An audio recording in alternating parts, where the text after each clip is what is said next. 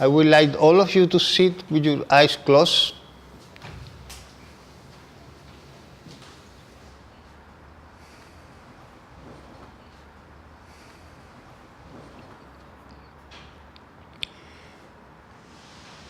And try to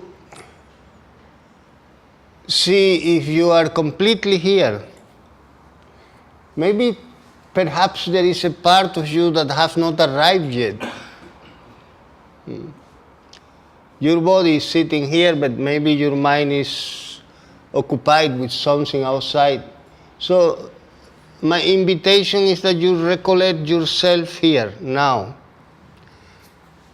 Leave behind anything else.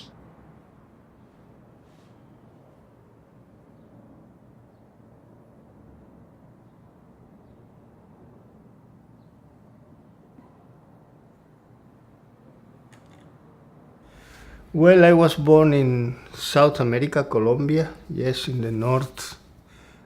And at the age of 15 years, I became a Franciscan monk for 2 years. But then it didn't last so much because I felt that I needed something more substantial, less religious and more practical. And that was when I met yoga. But before yoga, I was a little bit into the hippie business. And you know what happens? Then, while I was a hippie, once I met a great yogi from India, and he told me, "You come to India. I am waiting for you." And lived 16 years with him, and I learned a lot about yoga, a lot about life. There was a total transformation for my life. And then I came to New Zealand. I created a yoga retreat there. Yes, I left it also. And now I am living in New Zealand in a different place, and I travel around the world teaching. That is my life.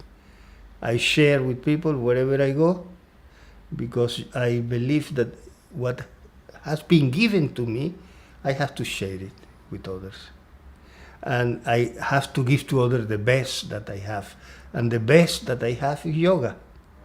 Yeah.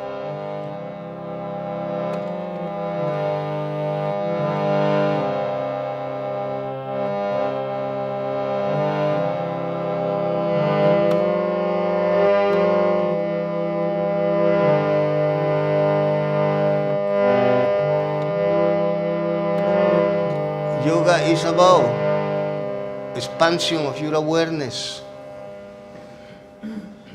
It is about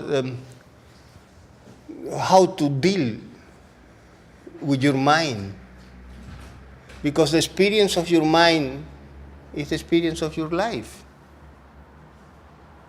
You experience life, but everything is happening in your mind. You are angry with somebody, where the anger is happening? Not outside you. In you.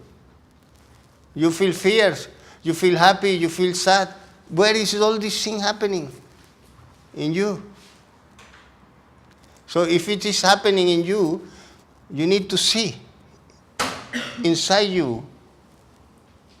You don't need to see outside and try to change things in the outside so that you will be okay. No. I had a neighbor,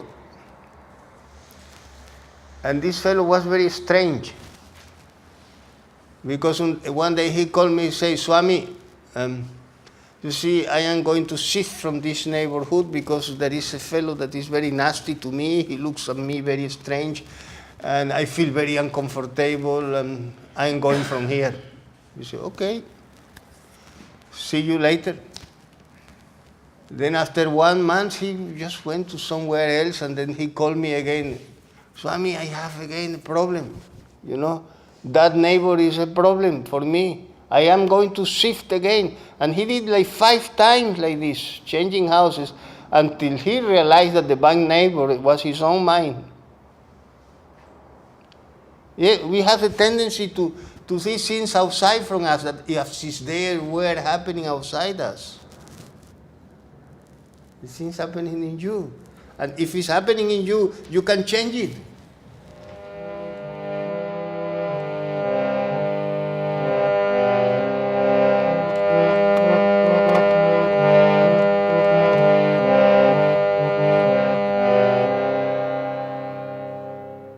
The best yoga posture is not headstand, it's feet stand.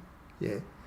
You have to stand on your own feet in life, and you should not be afraid of anything, because it is your own mind that it infuses in you the idea of fears and limitations.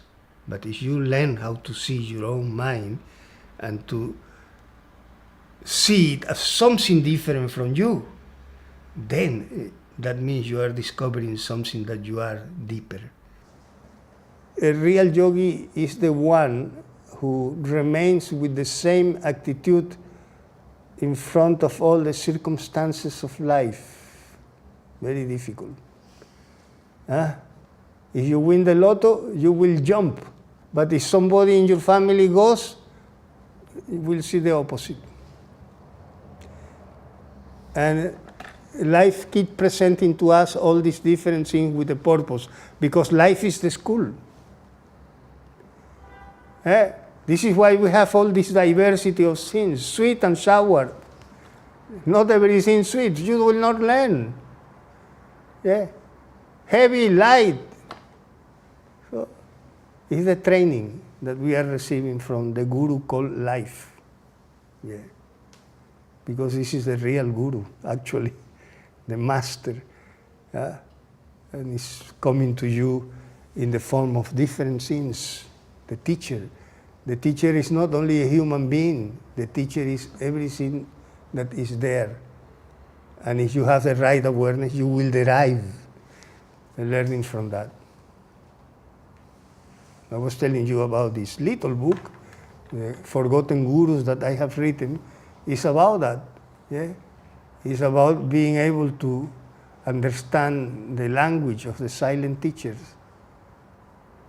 They are there, pregnant with so much knowledge. You need to become very sensible, and you need to become very intuitive in order to grasp all the knowledge that life is pouring every minute, every moment on you.